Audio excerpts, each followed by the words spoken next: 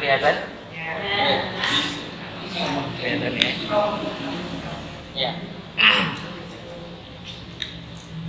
Jadi ini gambarannya Bu ya, tulisannya. Kalau di situ nggak ada. Saya ulangi nih, silakan nanti dilihat di depan yang kelihatan. Sudah dilihat. A'udzu billahi minasy syaithanir rajim. Silakan. A'udzu billahi minasy syaithanir rajim. Ya. Huruf pertama huruf hamzah. Jadi A, oke, jangan ada tekanan di situ. Ini jelas nih. A, berikutnya ain. A'u. Jadi awalnya dengan hamzah yang letaknya di pangkal tenggorokan. Ini di pangkal tenggorokan, nanti berpindah ke ain yang dia di tengah tenggorokan. A'u. Ini jangan au, nah beda. A'udzu. Perubahannya ya. Nah, au-nya, ainnya berapa harokat? Dua. Ya. A'u. Oke, dua. Jangan terlalu panjang juga. A'udzu. Nah, kadang ya. A'udzu. Nah, kepanjangan ya. A'udzu. Jadi diayunkan aja. Oke. Untuk harokat yang dia dua harokat, yang dibaca dua harokat, maka cukup diayunkan saja. Oke. A'udzu billahi minasy syaithanir rajim. Silakan. A'udzu billahi minasy syaithanir rajim. Ya, huruf dzal. A'udzu. Ya, sebaiknya sedikit ditarik. A'udzu. Walaupun nggak perlu sampai sempurna. A'udzu nggak perlu. Oke, sedikit aja. A'udzu untuk menipiskan hurufnya. Karena huruf dzal tipis ya. Kalau kita misalnya kita fokusnya karena huruf ainnya dia dhammah atau u, zalnya dengan u gitu ya. Langsung kita menyongkan bersamaan. A'udzu. Jadi tebal. Begitu.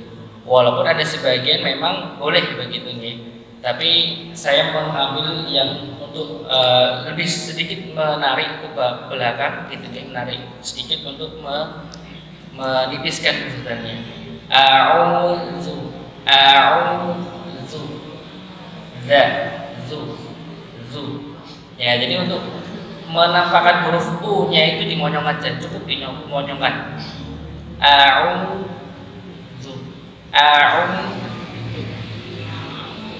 Jangan sungkan-sungkan, jangan malu-malu dimonyongkan itu ya. Jangan malu-malu karena memang seperti itu sifatnya. Memang seperti itu ketika kita dhammah maka dimonyongkan. A'udzu billahi. Silakan. A'udzu billahi. Bagus ya. Cukup. Ya. A'udzu billahi. Silakan. A'udzu billahi. Ya, ini bagus ya. Jadi ketika huruf yang dia kasroh maka ya iya aja, jangan berubah jadi A'udzu billah. Jangan billah. Ada yang sebagian yang bacanya seperti A'udzu billah misalnya gitu ya. Jadi dia billahi. harusnya billahi. Gitu nggih. A'udzu billahi ya. Huruf shin. Gitu nggih, dia punya sifat yang dia udaranya menyebar. Minash bukan minas ya, atau minas atau minas ya, nggak bisa. Minash begitu ya. A'udzu billahi ya,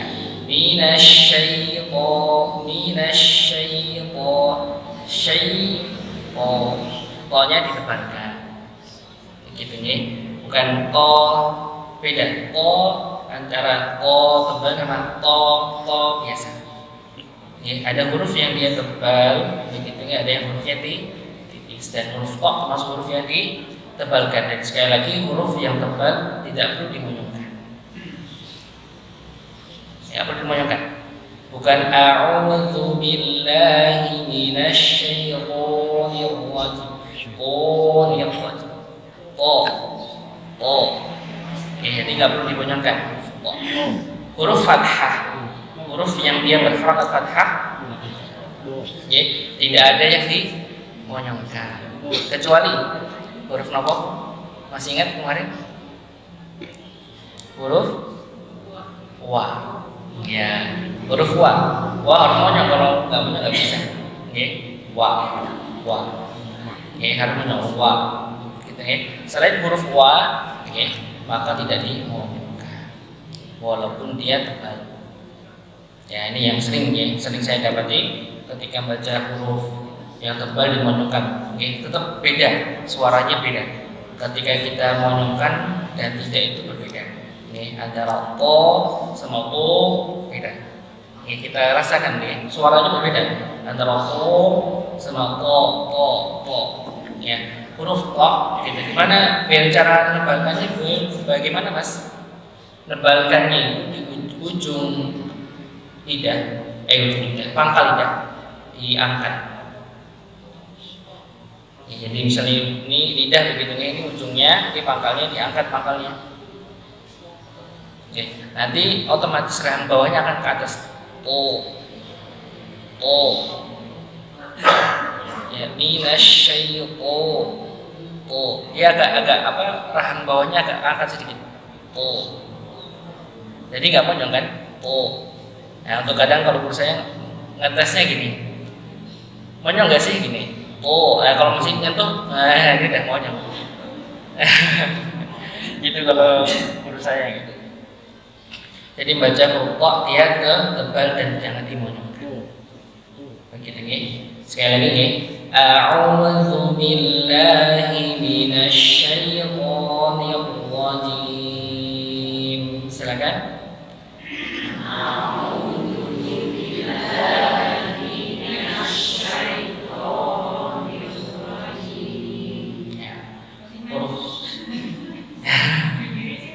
Ya, karena memang ini suatu yang sudah terbiasa sebelumnya, untuk mengubahnya itu perlu dibiasakan lagi. Ya, sama-sama seperti saya juga sama ya. Udah bertahun-tahun kayak gitu belajarnya, ya, baru tahu ternyata harus seperti itu. Jadinya ya di ulang-ulang, walaupun kadang juga belajar lagi karena memang udah terbiasa. Begitu nih. Ya, berikutnya minasyaitonir rajim. Nah, ini roknya. Minasyaitonir Rok juga sama ya. Roknya dia tebal ketika dia fathah. Minasyaiton, ni-nya tipis. Nir. Ya. Dan jangan banyak getaran. Rojim. Nah, misalnya gitu ya. Biasanya saya dengan Mbak. Walaupun memang roh itu termasuk sifat yang dia ada getarannya, tapi jangan terlalu banyak. Biasa aja. Getarannya dikit aja. Bukan begitu ya. Nah, kita tar lagi coba ya. A'udzu billahi minasy syaithanir rajim. Silakan. A'udzu billahi minasy syaithanir rajim. Ya. Bisa.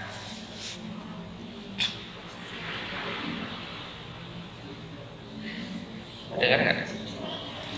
Ya. Ini huruf shin ya, Bu. Billahi minasy, masuk ke sini.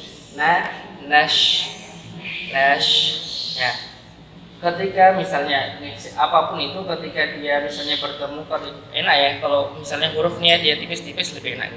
Tapi ketika dia tipis ketemu tebal itu yang kadang repot kalau nggak terbiasa. Oke, nanti kapan-kapan kita akan bahas.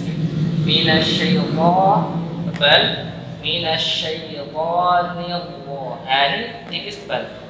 Jangan sampai ininya kayak tebal. Nil. Nah, tebal.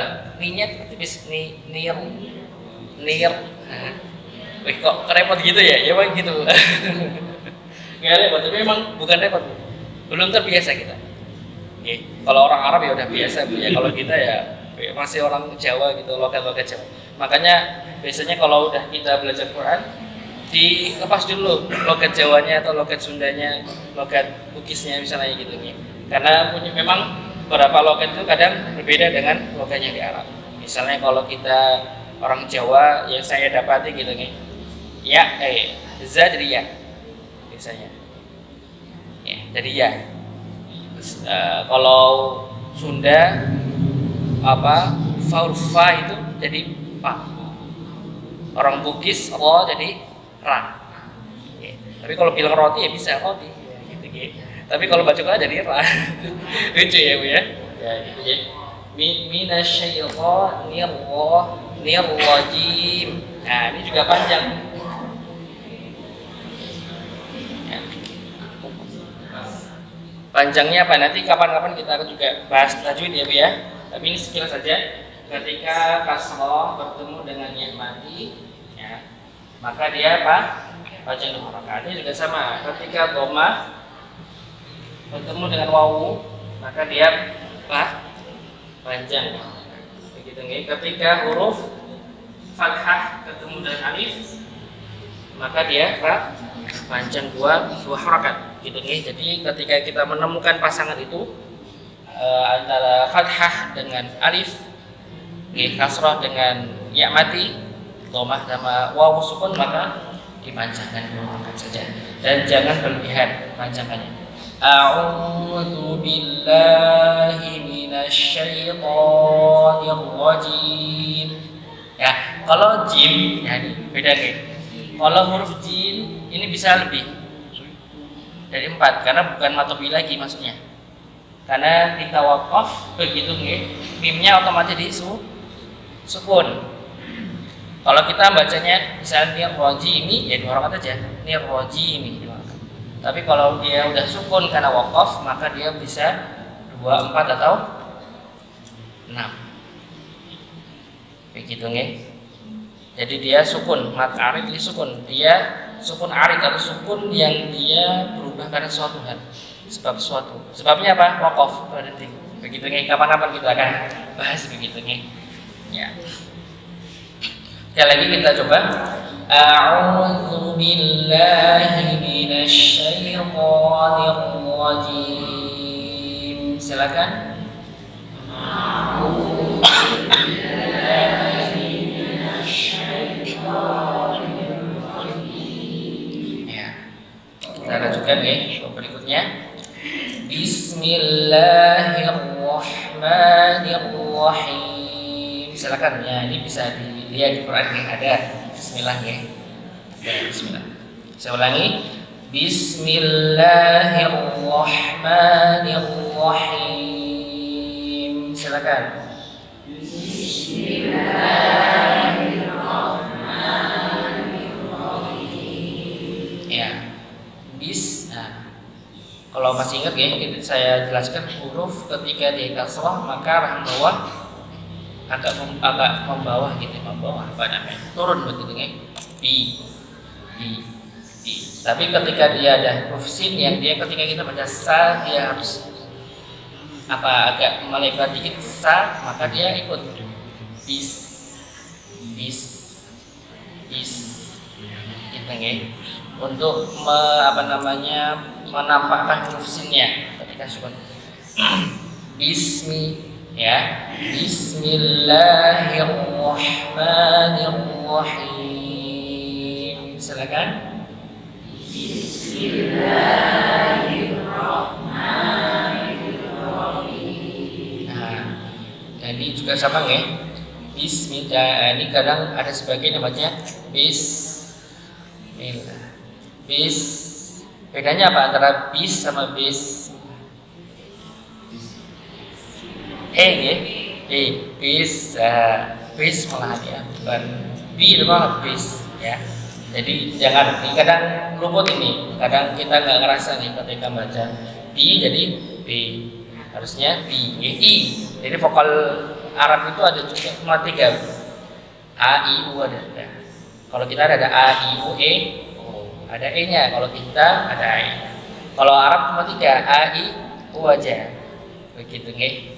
Jadi jangan ditambah yang lain. Gitu nggih. Jadi ketika baca kasrah maka bi biasa. Bismillahi. Gitu nggih. Saya ulangi. Bismillahi. Silakan. Bismillahirrahmanirrahim. Ya, dengarkan dulu. Bismillahi. Silakan. Bismillah. Ya, mi-nya juga tuh saya Bismillahi.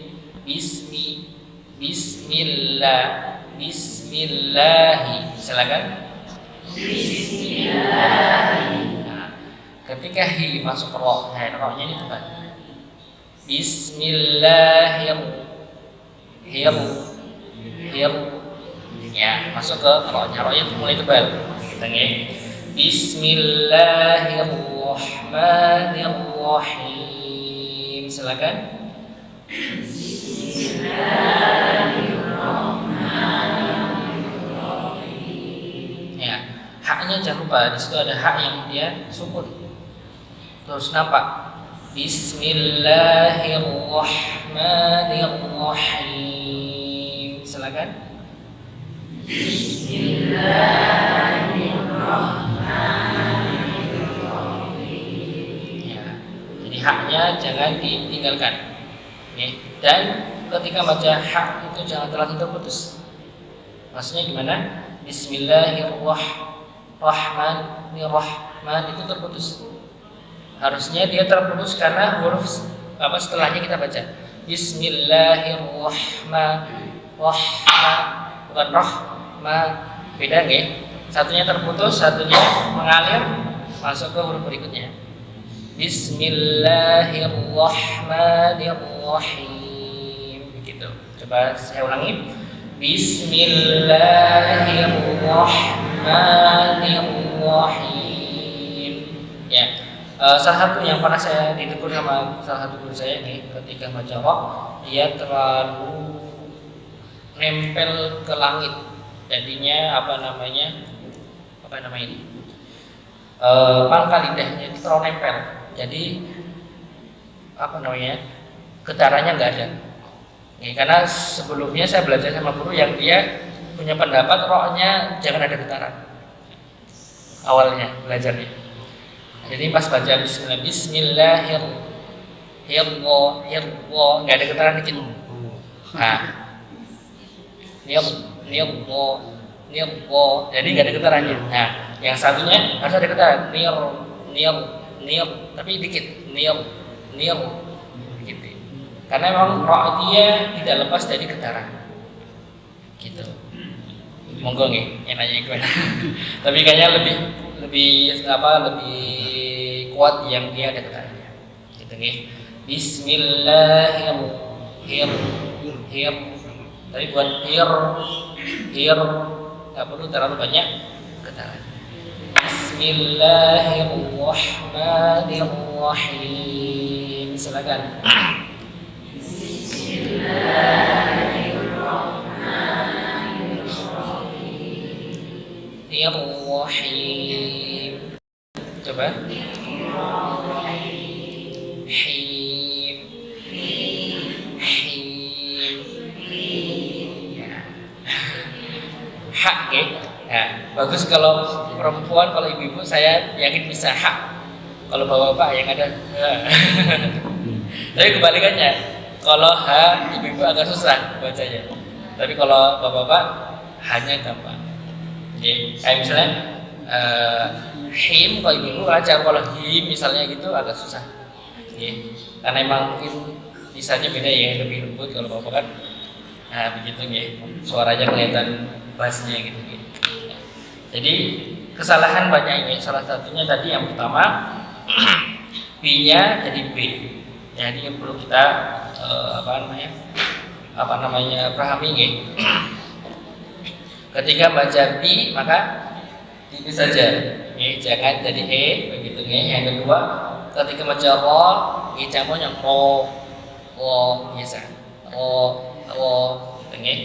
Bismillahirrahmanirrahim. Jangan malu juga, walaupun nanti roh juga punya sifat dua, yang bisa tipis bisa tebal. Tapi kalau toh nggak bisa dia tipis. Mau harokat apapun dia tebal. Huruf toh ketika kasrah juga tebal.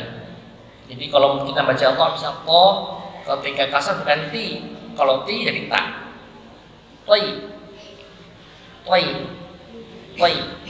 bukan ti, tapi toi. Tebal ya Bu ya. Huruf dha misalnya dha. Kalau huruf dha kita jadi kasrah bukan di, jadi dal. Dhi minal ardi misalnya gitu. Fil ardi. Nah, jadi tebal, tetap harus tebal. Posisi apapun. Kalau ra enggak, kalau dia kasrah tipis, ri enggak boleh, ri enggak bisa. Gitu ya. Tapi insyaallah nanti berikutnya kita akan belajar begitu ya tentang huruf-huruf ya. Oke, saya ulangi lagi.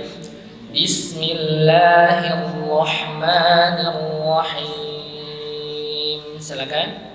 Bismillahirrahmanirrahim. Ya. Bismillahirrahmanirrahim atau basmalah atau ya basmalah nih. Ketika baca hukumnya apa? Di awal surat. Ketika di awal surat wajib. Ketika kita baca basmalah di awal surat maka itu wajib. Enggak boleh enggak, harus.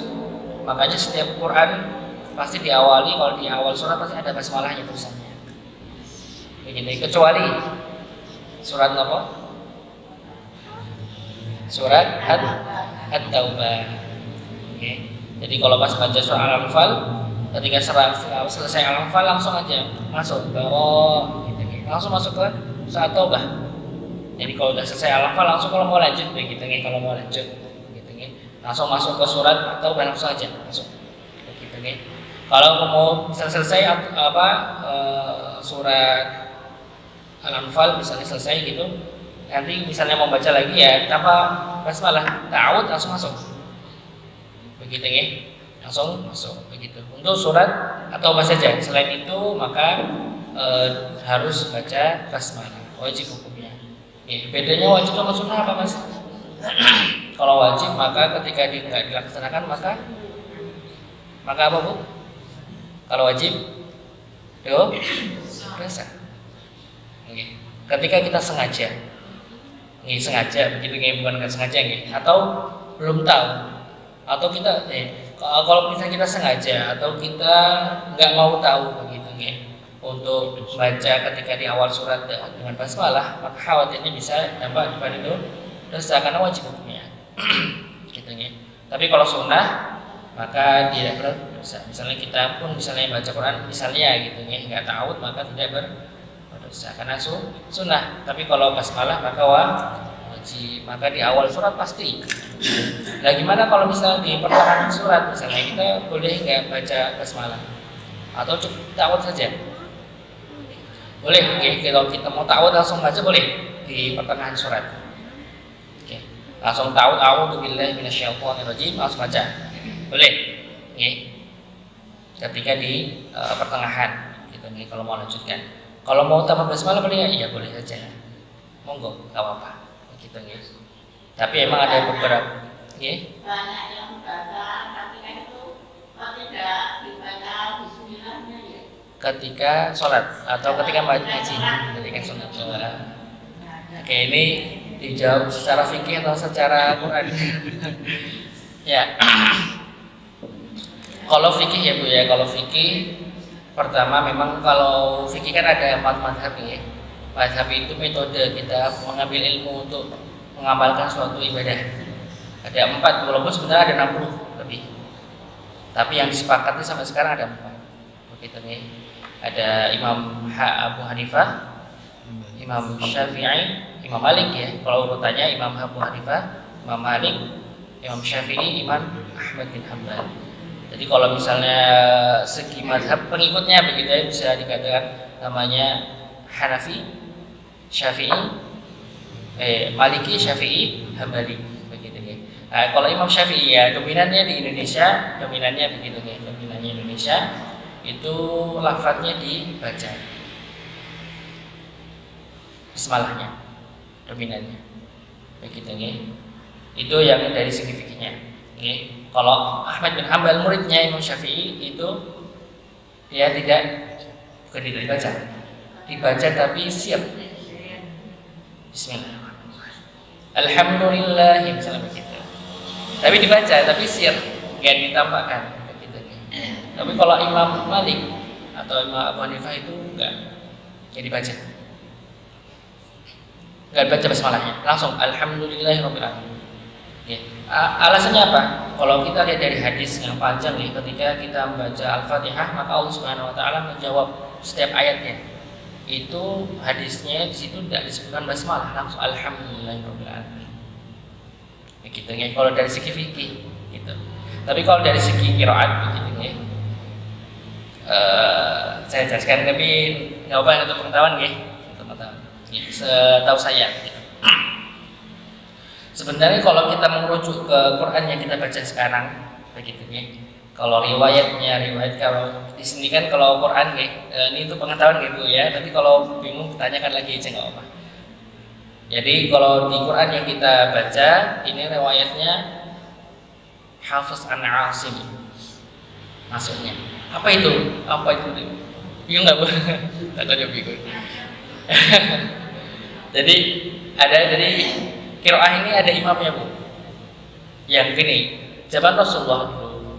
Kalau kita lihat sejarah, zamannya Abu Bakar ketika Rasul wafat, maka ketika itu banyak para hafid yang gugur, para hafal Quran yang gugur ketika perang. Kita sekitar 70-an para penghafal Quran yang meninggal. Maka Abu Bakar punya ide untuk mengumpulkan lembaran-lembaran itu. Setelah itu pas zamannya Utsman bin Affan itu nampak banyak perbedaan cara bacanya. Cara bacanya banyak berbeda. Contohnya kita baca surah Al-Fatihah. Misalnya kita siratal ladzina an'amta 'alaihim. Ada yang bacanya siratal ladzina an'amta 'alaihim. Benar enggak? Benar kalau punya ilmunya. Kalau nggak punya ilmu jangan. Nanti coba-coba lagi. Ada yang tanya, ini berubah artinya nggak berubah arti. Selagi kita punya ilmunya. Kalau nggak punya jangan coba-coba. Begitu. Tapi kalau yang kita pelajari di sini riwayatnya ya siratal ladzina an'amta 'alaihim begitu ya. Jadi jangan lupa. Tapi ada riwayat seperti itu gitu ya. Riwayat Hamzah. Kalau misalnya di surat Al-Duha misalnya kita baca Wadduha gitu ya. Yang kita baca di Quran tapi riwayatnya Wadduhi wal laili idza saji gitu ya. Itu riwayat Wars an-Nafi. Riwayat lain begitu ya. Bisa boleh bacanya boleh kalau punya ilmunya. Syaratnya gimana? Hafal dulu Quran Al-Fatihah sampai Anas 30 juz. Mungkin gak ada yang salah. Sekali duduk kayak duduk gitu kan, di depan guru baca Al-Fatihah sampai Anas gitu, nggak ada yang salah satupun. Tapi ada sebagian yang mungkin minimal 3. Dari habis subuh sampai jam 12 malam baru selesai ya. Kalau cepat bacanya, begitu nih. Nah nanti baru ngambil riwayat di awal itu riwayat yang diambil biasa dipakai di tadariknya, gitu nih. Tapi kalau yang kita riwayatnya seperti itu, beliau nih Imam Hafiz An Asim ini dia dari Kufi, begitu dari Kufah. Yang memang sebenarnya kalau kita ngambil sanad dari jalurnya beliau, maka bagusnya maka dibaca basmalahnya, begitu nih, dibaca basmalahnya. Imam Syafi'i itu sanadnya nyambungnya ke sana, gitu, nyambungnya ke sana, makanya bacanya basmalah. Lah kok mas misalnya kok saya kenapa kok bacanya langsung alhamdulillah misalnya gitu. Sebenarnya saya sempat baru ngambil sanad begitu ya, walaupun sanadnya masih soal Al-Fatihah begitu jalurnya. Dan memang kalau guru saya yang satunya ini, beliau lebih menekankan bacanya dengan basmalah, bismillahirrahmanirrahim. Tapi karena ijazahnya belum dapat saya gitu ya, ijazah sanadnya belum dapat, jadinya saya belum ngambil itu. Jadi saya menerapkan fikihnya saja yang ambil dari Imam Ahmad bin Hanbal. Mudah-mudahan nggak bingung ya Bu ya. Ya nanti kalau bingung tanyakan aja, nggak apa-apa, tanyakan aja. Karena khawatirnya kadang orang bingung kan diem. Walaupun kaidahnya as-sukut alamatul faham. Sebenarnya orang yang diam itu sebenarnya paham. Gitu. Tapi nggak bisa diterapkan setiap saat gitu. Gitu untuk bisa terjawab.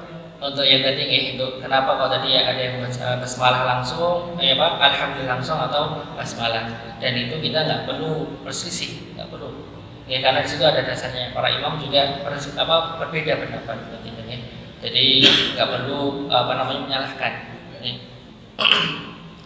Untuk pernah itu Bu, yang tadi saya pernah sampaikan tadi ada bacanya berbeda. Ada salah satu kisah seorang kiai di Jawa Timur. Beliau memang udah hafal Quran, udah punya ilmu qiraat begitu Ketika itu udah nyampaikan begitu nyampaikan ke jamaahnya, nanti saya imam pakai riwayat lain. Ini riwayatnya. Dibaca riwayatnya begitu Mungkin ada jamaah yang baru datang, nggak tahu, kok kaget dibaca Qurannya kok aneh-aneh ini. Gitu. Lapor polisi, Pak. Atas nama pencemaran menodaan penista agama. Dipanggil kiai penjara langsung dipanggil dari MUI begitu otomatis kan MUI tahu ilmunya kan, oh ini nggak salah, ini ada ilmunya gitu ada ilmunya memang gitu. Cuma mungkin kita dengarnya tahunya yang kita baca ini begitu yang memang riwayatnya yang kita baca. Kalau di Maroko sana udah beda lagi bacanya Bu, di Maroko udah beda lagi begitu ya. Untuk Al-Fatihah ini kita emang perlu selalu ulang-ulang ya. Jadi nggak harus langsung selesai gitu. Karena kadang kita lupa. Apalagi mungkin dari segi usia begitu Kalau menurut saya bilangnya harus sering ulang begitu mungkin ini yang bisa saya sampaikan. Semoga saya suka yang interaktif gitu lebih enak gitu bisa kita jelaskan gitu Mungkin ini yang bisa kami sampaikan, mudah-mudahan bermanfaat. Kalau ada yang salah itu dari saya sendiri, kalau ada yang benar dari Allah Subhanahu Wa Taala, kita tutup dengan doa kafaratul majlis. Subhanallahumma wa bihamdika, asyhadu an la ilaha illa anta, astaghfiruka wa atubu ilaik. Assalamualaikum warahmatullahi wabarakatuh.